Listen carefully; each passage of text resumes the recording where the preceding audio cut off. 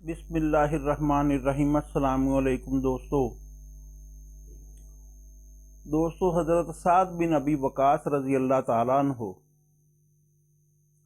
वो फरमाते हैं कि मुझे हज़रत अली रज़ी अल्लाह ताला अन्हु पर तीन जो फजीलतें हैं उन पे रश्क आता है कि अगर उनमें से एक भी एजाज़ मेरे पास होता तो मुझे सुरख ऊँटों से ज़्यादा पसंद होता।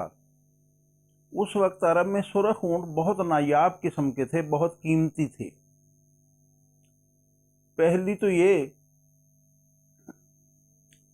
कि हज़रत रसूलुल्लाह सल्लल्लाहु अलैहि वसल्लम ने फरमाया, ए अली, तुझे मुझसे वही निस्बत है जो हज़रत मूसा के साथ हज़रत हारून की निस्बत थी, यानी तुम मेरे भाई हो।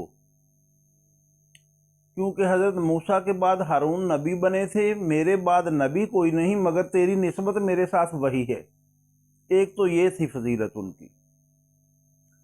दूसरी, जब जंग खैबर का मौका आया तो रसूलुल्लाह सल्लल्लाहु अलैहि वसल्लम ने फरमाया, अभी तुम्हारे दरमियान एक शख्स आएगा, अल्लाह और उसका रसूल उससे मोहब्बत करते हैं और वो भी अल्लाह और उसके रसूल से मोहब्बत करता है, और आज उसके हाथ में अलम दिया जाएगा और अल्लाह ताला उसकी बरकत से हमें फतह अता फरमाएगा। वो था जंग खैबर का मौका।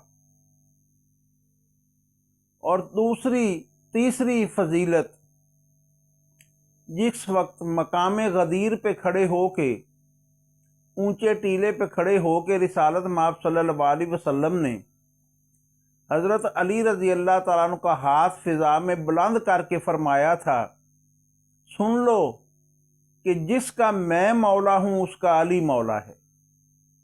ये हैं फ़ज़ाइल जिन्हें ये नफूस कुदसिया ही एक दूसरे के बारे में बेहतर तौर तरीके पे समझते हैं। हमें झगड़ने की ज़रूरत नहीं। सलामत रहें। बहुत शुक्रिया। चैनल को लाइक कर दीजिए, सब्सक्राइब कर दीजिए और बेल आइकन के बटन को भी प्रेस कर दीजिए ताकि आने वाली नई वीडियो आप तक पहुंच सके।